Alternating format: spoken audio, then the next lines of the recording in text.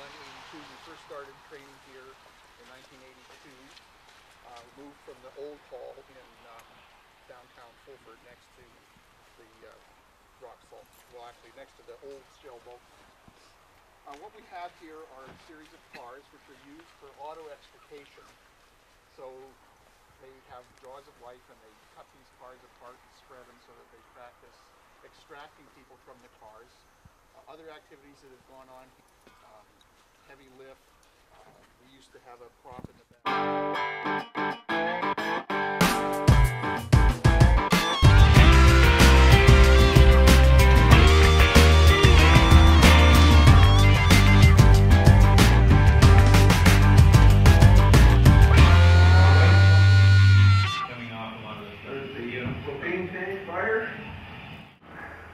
Into the holding tanks, 3 separate tanks, overflows to the third tank, which then goes back into a drafting pit to be reused.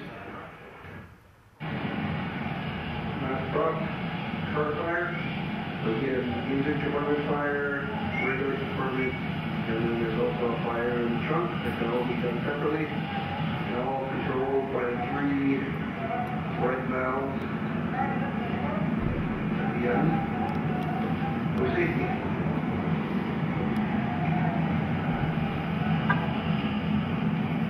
Clean burning, get over 100 burns out of one vehicle. Just keep reusing it.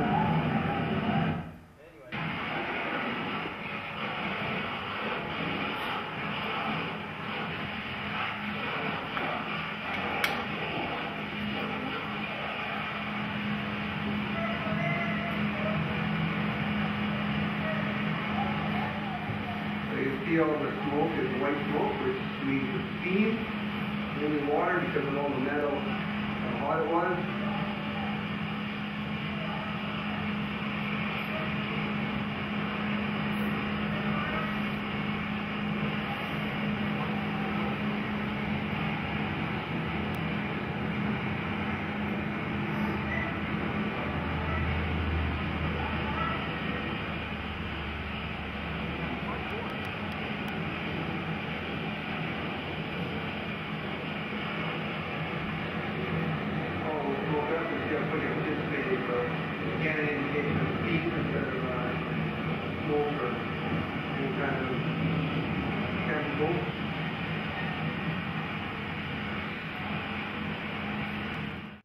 That's what a real car fire looks like. The byproducts from the smoke coming off when we burn normal cars or when it's burned with diesel. See a big difference between the white steam and the black smoke coming off of when a real car fire. I think we all recognize that it's different, but I mean, that was obviously in a gravel pit or something, so all the stuff was kind of going up first and then dissipating. You know, here it's going to be flat, so it's going to blow one way or the other, which all the steam is stuff. So what's going to blow one way or the other? I don't know. Whatever you're using to put the fires out with. Is it just water or are you going to use foam? The potential oil is going to come from, like the vehicles that you see sitting out there now. I mean, it's minuscule. It basically shows the neighbor's property, water tanks, foam pit, pump system, classrooms, confined space, auto-X and vehicle storage down at the back. So you can basically see how it's all laid. Where's your burn area in reference to that drawing? Well, burn area being the actual process. We've got the foam pit here. We've got the pump there. Sprinkler systems up here. And the burn crops run down alongside. Auto-X up at the top. And the total area of that, what's the total encompassing area of it? 0.8 of an acre. What part is paved and cemented? Pretty much all of it. Well, we actually haven't got a design on that. We don't know if it's all going to be paved or concrete or what yet. That's part of the. I mean, you just said you're going to have a foam pit when you said you're not going to have a foam pit. It's called a foam pit, and you saw it in the video. That's what's the the name concern about the foam? The concern about the foam, I mean, the foam that we use, dishwater soap, it's diluted 97% when we use it. Now, there are concerns, obviously, because it's not water, and we've got an organic farm next door, comply with them, I'd be concerned about anything that could potentially jeopardize that status.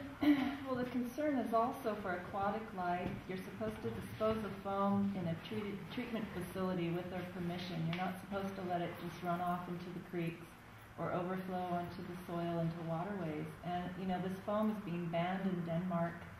But unfortunately, I mean, it's the only thing from my understanding, that you can use. It's the only effective treatment for whatever you guys use it for. So you have to use it, I understand that, but there are training foams that are even more environmentally sound than what you're using in actual fires. Everybody saw last week on the news, Vancouver put 60 new pieces of apparatus into service that got our compressed air foam system.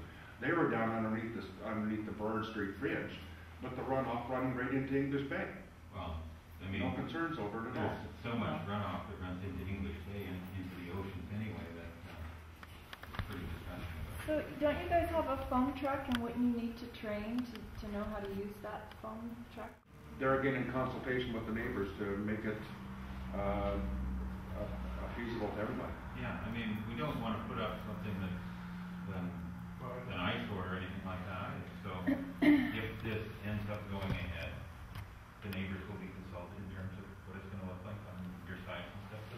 Well, I mean, we were looking at, you know, what you've done already, which is the berm is now like resting on the fence posts, you know, which are going to rot out. So, I mean, are you going to replace the fencing and you can secure fence this area? Or? Okay. Can I ask you about the security lighting? Originally, it was my understanding that it's called security lighting because you would need to have it. I don't know. Originally, it was security lighting. Now you're saying you're only going to light when you use the facility? Yeah, we'd only light the facility up whenever we use it. We wouldn't have it on. Why couldn't this facility be put in next door to the new fire hall? We don't have a site for a new fire hall yet. It was well waiting until you get one. Well, we don't anticipate being able to occupy a new fire hall for at least 2 years, and we just don't think that it's appropriate to put everything in abeyance for another 2 years. The Otter Point facility is across the street from an organic farm. A zoning bylaw, which would be zone specific for this area, and that the bylaw would contain all the provisions that would be the protections for the neighbors and the community in general. In other words, it would say you may not use any fuel but propane. You may not use foam. You may not encroach on the area that's currently at the back that is going to be covenanted for agricultural use. You may not, in other words, all those things, those provisions will be included in that bylaw, and they'll have the weight of law. They won't be something that's up to this board or some future board to just arbitrarily change. And that, you know, there'll be public input on that. There'll be public hearings. The staff will be drafting that. There'll be 3 readings at Islands Trust. So that the real protection in terms of what will and won't be allowed will be in the bylaw. It isn't anything to do with the process of the land commission. It may be the land commission turns around and says, well, we don't think this is appropriate. That's the end of the story.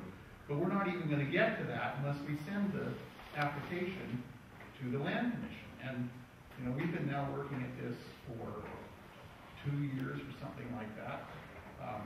We changed our training. We postponed a lot of things to try and, you know, not push the process down anybody's throat. We're trying to cooperate. We listen to what people have said. We've altered our plan significantly from, I think, what the first proposal was. How's that? Pardon me? How's that? It looks the same. Well, there's only propane fuel. There's no foam. I think those are fairly The only significant. thing is different is you're saying now that you won't use foam. That's the only thing that's No, different. they said the burn building initially. Well, that was There's no phase burn 2. building. I mean, that wasn't on this plan. And there is no phase 2 now. There's no burn building that's ever going to happen. Yeah. I mean, the plan initially was done properly, as far as I'm concerned. It was, apart from eliminating the foam in the burn building, what we're proposing is significantly better than what's happening here now. And the point is, out of necessity, we'll have to continue to train here if we have nowhere else to train. You're in the process of getting your organic status based on what's happened in the past, and we're proposing to do something that is significantly 100 times better than what's been done in the past. So So, I'll tell you really, because this is a dialogue, right? absolutely. The true frustration from our point of view is that what you have been doing for 20 years, you've acknowledged is negligent and irresponsible. And now, that's not accurate. okay, you have acknowledged We've that acknowledged that it was worthy of improvement. What would you say? Okay, besides, I'd like to know, what would you describe it? You know that you've been putting oil on the ground. You know you left that oil barrel there for years. I mean, you know what you've done. We know what you've done. Let's just say that. Our frustration is now that you will be allowed to expand 5 times the size, and we don't think that people wake up and turn green. You know, what you're saying is, well, in a year, when we're allowed to build this facility, we're going to be environmentally conscious, and until then, we're going to do exactly what we do. That doesn't make logical sense to us, and so it's, where's the trust that you really will improve? I mean, it's... You recognize that the fire department does have to train. You Yeah. recognize that when we do go and try to put out fires, we need to know what we're doing before we do it. Absolutely, sure. Legally, we can continue to do what we're doing with these training methods that happen in many other fire departments Right. around the world. But you don't have to. You don't have to do it. Well, we Not have if we to have stop proper training burning- facilities. We No, we stopped don't burning have. cars, haven't we? What's that? We have stopped burning cars. I was at the last car burning. So was I. And I mean, the photos that we were taking in the ruckus, you know, that was raised to the public, I'm sure motivated you to stop burning cars. But Well, the I point mean, is that... at some point, if this didn't ever go through, we're going to have to continue to train with cars and everything else. But not in the same way that you do it now. That's How what, else would we do it if we for don't have a instance, different you training? would drain the vehicles. You would not let radiator fluid go on the ground. You would put somehow sand or something to catch your oil. That's not sufficient. So the point is, what we're trying to do now, okay, is improve this whole situation environmentally. But they do have to burn. They do have to learn how to take a car apart. Nobody's So that debating means that. cars are donated, okay? Those cars have to be stripped down somehow. This is the only place on the island where we can do that. Well, So- that also is debatable. But Well- we're not, I'm not debating that you need to train. I'm not saying that you don't need to light fires. I'm saying that it's frustrating that you keep coming back with the only way we can improve is if we expand. And I'm not suggesting that there aren't some adjustments that can't be made, and I think that, you know, if this all doesn't happen, we will make some adjustments, but I'm not suggesting that that's adequate for our training purposes. And I think you have to acknowledge that in order for us to do things in the best possible way, we need more room than we have now. We can't put all these props out here. We can only do one activity at a time. And you can't do those in the most appropriate way without, you know, building something that's relatively permanent, putting in appropriate drainage and whatnot. We can't do that in the space that we're allowed to use. Now, if we said we're only going to do one thing, we're only going to cut up cars here, we could probably pour a bigger slab with a drain and do that. Where are we going to do the rest of this stuff? So that's the Can we get some sense of scaling? What's the area you're using now? Do we have the slide? Any idea? No, this is 0.8 of an acre. What are you Yeah, looking at? no, we have a picture, an aerial photograph of the, no, do you have the aerial photograph that shows the? Yeah. Basically here, a photograph of the property at this point here. I'm just saying, if you divided this in 4 pieces, so we're talking maybe 2/10 of an acre. The whole property is down here. The property comes out here and along there and back there like that. Right. Yeah, so this is the area that would be covered for. At this point, we have one classroom that holds 35 people. We've got 15 new recruits. We train everywhere on the island at this point. We're out doing exercises all over the place because we really have nowhere to train on Tuesday night. Most of the time, it's a truck parking in the shore. Yeah, but obviously it's outside right now. I mean, when if you're training, you gotta be truck outside. The classroom facilities are not real, like you do the theory part wherever you want. We still have to practice doing a burn. We still have to practice cutting a car up. Now the high school, for instance, I don't think they would appreciate us taking a car into the classroom and cutting it up. I understand that. So- I don't think you're gonna take so a the- car into one of these classrooms and cut it up. I No, understand. So- and we're using it outside. The classrooms to teach is not the issue. It's the facilities to do the practical part of it, that's the big problem. But the classroom space is a part of it, and if it turns out we don't need to build the classroom, then we don't build it. But there's a lot of things here, for instance, we have breathing apparatus, storage, confined space, so that, you know, a firefighter, you go into a house with a breathing pack on, and you get tangled up in the closet or something like that. You need to learn, how to not panic, how to get yourself out of that situation, so that's what goes on here. Is this the heavy lift one? That's correct. Which is Rapid intervention. rapid intervention, okay, maybe you could explain what rapid intervention is. With every structure fire that we have a RIP team that is there to basically stand by and go in and rescue firefighters. So that's So basically. there's the specialized training for that. So none of this stuff here has any fire aspect to it per se. This is the auto area where this essentially is what you see out here, except that it would all be on a concrete slab with a appropriately plumbed drain. This is heavy rescue, so explain a bit about the heavy rescue. That is heavy rescue. AJ? Essentially, heavy rescue would be cement slabs, large pieces of wood, logs, that kind of thing, where we're training in the skills of lifting with lifting bags, shoring, that kind of thing. So, Which is earthquake scenarios, that kind of thing, or yeah. That's right. Okay, and then this next prop, this is the sprinkler props. This is a series of overhead pipes with various types of sprinklers on them, so that, you know, you learn about valving, how to turn off the sprinkler head when you go into a building with a sprinkler head been tripped and something like that. So all it is just water. So the only burn parts here are the propane tank. Pardon me? Trash bin, I believe. Yeah, there's a dumpster. You've got the dumpster, you've got the bin, you've got the vehicle fire, you've got the foam pit, and you've got the Underground. So it's basically just this area here is the only part of it which will have actual burning tape. What it seems to come down to, from what I've been hearing, is a question of mutual trust. And you trust these guys with your lives when you're in danger and when you have a fire. The board of trustees is empowered to put in facilities for the firefighters. The board now, compared to say 5 years ago, is a lot more transparent and open to public input than it used to be. And I just feel that the public needs to support the firefighters. The trustees are empowered to make sure that ethically everything is in place that needs to be in place.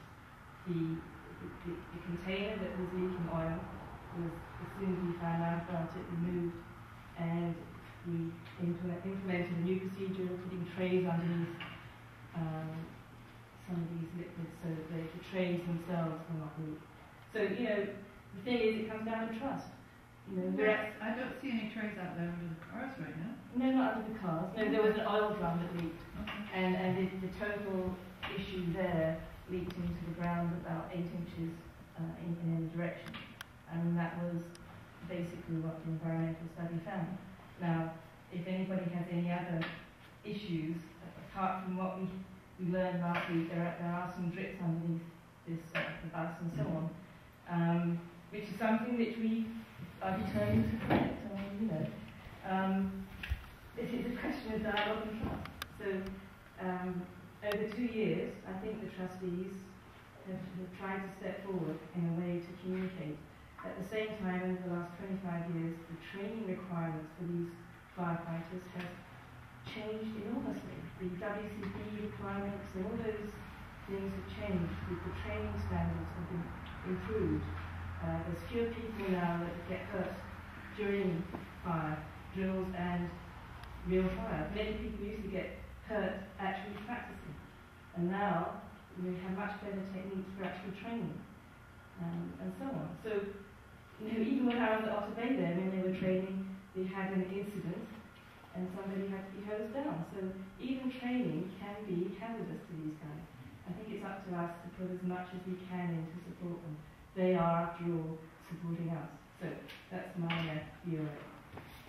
One of the things in the information center, of course, would be the letter that existed, deeded this property to the fire district under the condition the first couple hundred feet be used for the fire hall and the rest for agricultural or recreational use.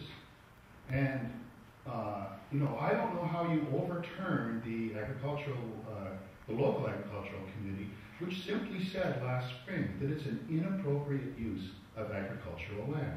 I don't know how you flip that over to be an appropriate use of agricultural land. And it'd be very interesting to see if they do turn that over. I don't see how they can do that. But they're on the And I also think that, you know, you've got a problem because you've got a letter from the ALC, the regional chair of the Agricultural Land Commission, giving you permission to continue doing what you're doing.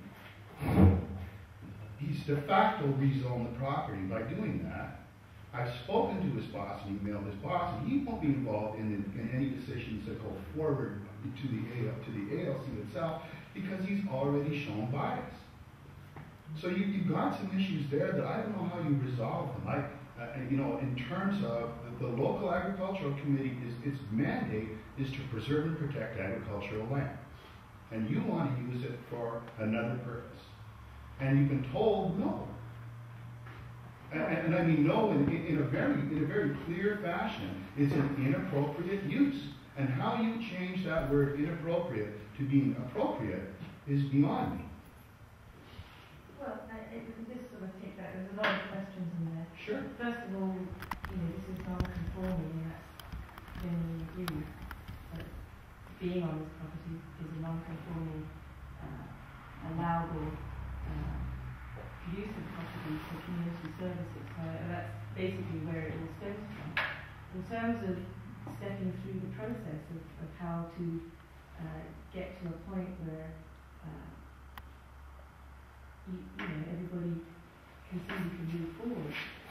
It's basically a public process, and some of the reasons which people gave for not allowing this originally are things that we're working through. And one example is the phone we're not going to be using. Another example is, you know, the original plans would have had a burn building here, which was quite a big building. You can see one off the point. We're not doing that. And also to talk to people about the science of what's going on and how that relates to organic farming and so on. So excuse me, Laura. The scientific approach to what's happening with this land.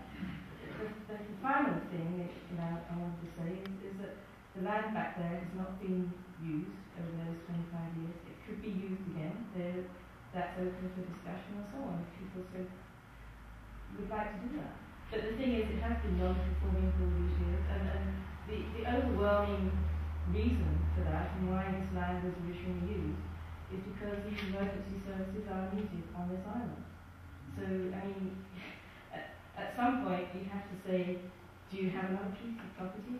Which you have asked people for that over 2 years. Land is very valuable wherever it is, and that property has not been available. So it just baffles me that the Recreation Commission is so full of cash that they can give up their stake in this property. They're not. Because, well, they are, because if you expand your use, they have less property that's available for potential recreational use. The only part of the property that they actually have title to use is the tennis court. They lease it from us. The letter that gave you the right to build this in the first 200 feet states very clearly that the rest of the property is to be used for agricultural or recreational purposes. You can't change that language. So they have an interest in that. We are applying to the same people who gave us that permission to give us permission to alter it. That's the process. But you bypassed the process. You went straight to the ALC to get a letter to continue doing what you're doing. That's rather than absolutely going not through the local. How did you come up with a letter from the ALC? Because somebody said to the ALC that we shouldn't be able to continue to doing what we're doing. And we asked for clarification. That's all that letter was. The letter was a clarification saying that the activities that we engaged in here were part of the activities that they anticipated when they granted us the use for a non-agricultural purpose of this. For the first 200 front feet. 200 feet, that's correct. For the first 200 feet. That's correct. Okay. Okay, I've got mine. Well, I'm concerned that there are so few people here representing the neighborhood. We've come down here, 6 out of 7 board members. I don't know how many professional firefighters, how many volunteers, but we see this as extremely important. And yet I don't know how many neighbors I can count on one hand. Well, I'm not a neighbor. You're not a neighbor? I'm from 8 miles, 8 kilometers away. Well, there you are, strike that guy off the list. But I just wonder, I'm interested. where, it's a huge problem. We see it as a huge problem. We wanted to do this thing as properly and as right as we can. That's why we're here. But we certainly seem to be talking to a very, very few of the neighbors. Well, it's clear that the neighbors, the closest neighbors, have the most interest. I think that's completely acknowledgeable, and we should just, we're engaged in the process here, and we have to go through the process. So, and, I'd like to address something else that you suggested here, that the original zoning on this property was always A1. But in the former zoning bylaw, this use was allowed in any zone. And that only changed in 1998 with the acquisition of bylaw 355, which is a change to the language under which this was originally allowed to occur. Now, we had some discussions, and this is going back a bit in history, when we wanted to put the water tank down here. And we met with the then regional planning manager for the Islands Trust and submitted a proposal to him. And he said he didn't anticipate that there was any problem with it. In fact, we went through a long series of exchanges with them looking for clarification. And he actually had assured us that there was a drafting error. I understand that. In bylaw 355 that would be taken care of. So it took us about a year and a half to actually find out, well, what John told us was inaccurate. And so we've done all this work in the back here on the assumption that we were given approval to do it when that wasn't actually the case. Now, we erred, I'm going to speak for the board here, in that we didn't exercise enough diligence to determine that John was exceeding his authority. We shouldn't have accepted that. That was an error on our part. When we discovered that, or was brought to our attention, primarily by Vanessa, I believe, I think we stopped. I mean, I'm trying to disclose history here when I wasn't involved in this, nonetheless. So, we came to this kind of hiatus, and it was determined that in order for us to change anything here, we had to seek approval from the Land Commission to use another portion of the land for non-farm use, non-agricultural use, and to seek zoning on the proposed use, not only of that part, but this part, in order for us to be allowed to make any alterations, because this is now legally non-conforming. For instance, if this fire hall burns down, we can't legally rebuild it. I understand that. And we don't think that that's an appropriate thing in the interest of the whole community. That it's in the interest of the community to be able to be secure, to have appropriate fire stations and other emergency services buildings. Now, if we weren't allowed to rebuild here, we would have to have another site, in Fulford area. It just wouldn't make sense to put another one in Ganges. So, we came here by a circuitous route, and we recognized that, there was some bumps along the way, and some people are unhappy, and we like to try and make everybody as happy as we can, but we recognize that it's a compromise, that nothing is perfect here. But we like to have the ability to do what we think is necessary, but we also recognize that other people want to have the right to do what they think is appropriate, including the foresters who want to have an organic farm. If there is no incompatibility with those two things, I think this is a reasonable compromise, and that's what we're proposing. I doubt the Land Commission would turn you down if it was approved locally. Well, I would certainly hope not. No, I doubt that. Okay. Anyway, Yes, you're asking me a question. If this is agricultural land in the back 40, has anybody ever applied to the trustees to use it for agricultural purposes? And if not they that have, I'm aware of. would you be likely to lease it out Agricultural. We would certainly, and again, this was without a board resolution, I'm saying as a single director, that I would certainly view very favorably any application to use that for an appropriate agricultural purpose with great favor. Whether it's, you know, allotment gardens or somebody wanting to pasture a cow back there, I mean, I'm not gonna anticipate what it might be, but What is the total amount of land? the whole site is approximately 4 acres, for the whole property.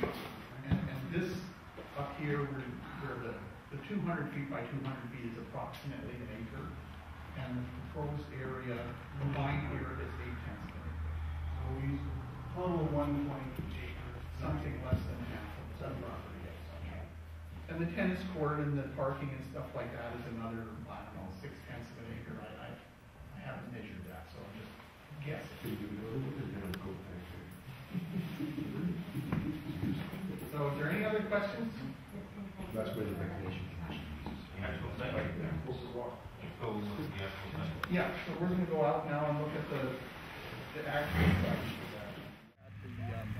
The former, and these props here were the former confined space and, the CBA and all that stuff. This is the septic.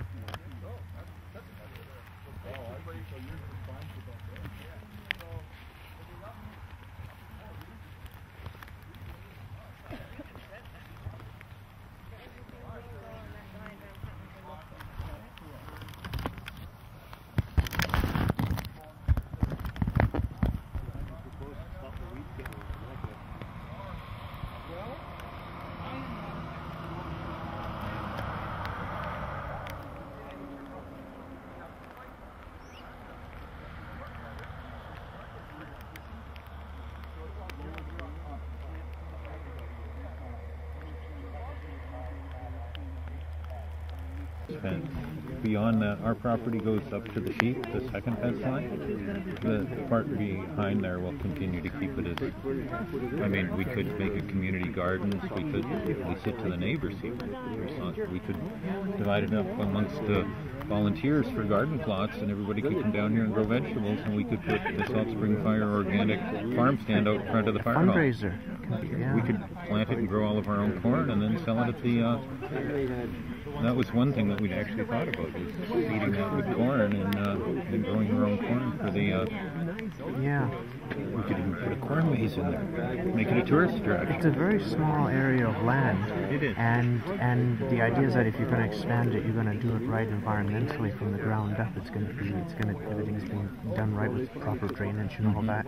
But maybe I don't know if this would help things, but maybe has anybody thought when they were developing the plan and the layout, a beautification thing? In other words, to make it so it doesn't look obviously like a training facility, because if it can look kind of Salt Springish on the outside, you know, the fencing and that, you give it a... The fencing and cedar trees and stuff like that around the outside, that's the whole idea. Yeah.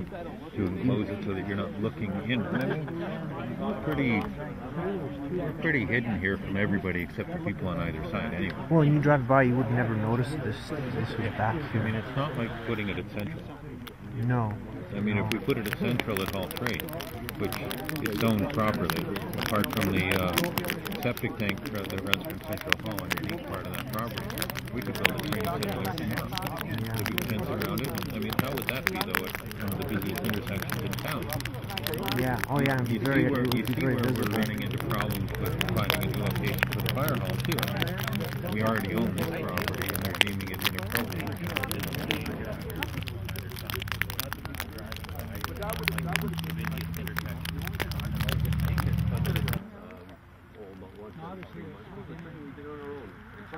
Where are you?